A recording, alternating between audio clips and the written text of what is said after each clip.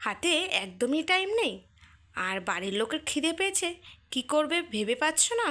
তাহলে চটজলদি এই রেসিপিটা তাদের জন্য করেই ফেলো, বাড়ির লোকের জন্য। প্রথমে আমি আলুটাকে ছোকলাটা ছাড়িয়ে নিয়েছি আর ধুয়ে নিয়েছি, আর একটা গ্রেটারের মাধ্যমে ঘষে নিয়েছি। ঘষার পরে আবারও আমি আলুটাকে ধুয়ে নিয়েছি, ধুয়ে জলটাকে ঝরিয়ে নিয়েছি।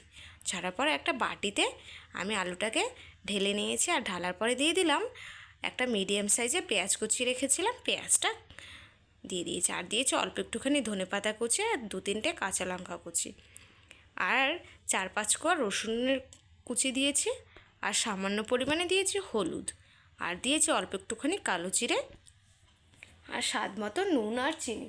যদি বাড়িতে তোমাদের ডিম থাকে তাহলে ডিম দিতে পারো, কোনো অসুবিধে নেই।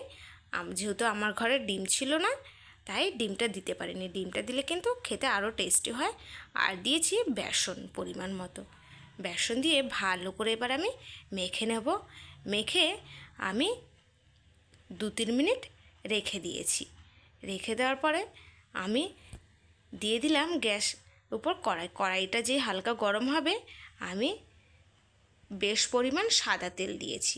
এখানে আমি Emami healthy and tasty refined oil use করেছি।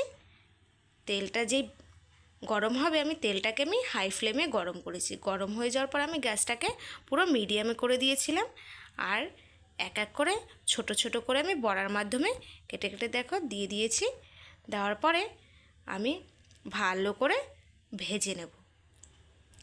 যেই এক পিঠ ভাজা হয়ে যাবে হালকা, আমি উল্টে পাল্টে নিলাম, আর বড়াটাকে এইভাবেই আমি ভেজে নেব। গ্যাসটাকে হাই ফ্লেমে করব না, যেহেতু বড়া সবসময় মিডিয়াম টু লোতে করতে হয়। যেই বড়াটা ভাজা হয়ে যাবে আমি এক এক করে তুলে নিলাম। এই আলুর বড়া কিন্তু ভাতের সাথেও খাওয়া যায়, এমনিও খাওয়া যায়। আমি ভাতের সাথেই খেয়েছিলাম।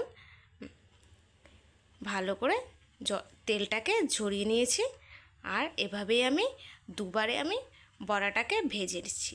তোমরা যদি চাও তাহলে এই রেসিপিটা অবশ্যই করো, বেবিরা কিন্তু খুবই পছন্দ করবে। ভিডিওটি যদি ভালো লেগে থাকে তাহলে লাইক করো, চ্যানেলটাকে সাবস্ক্রাইব করো, পাশে থেকো।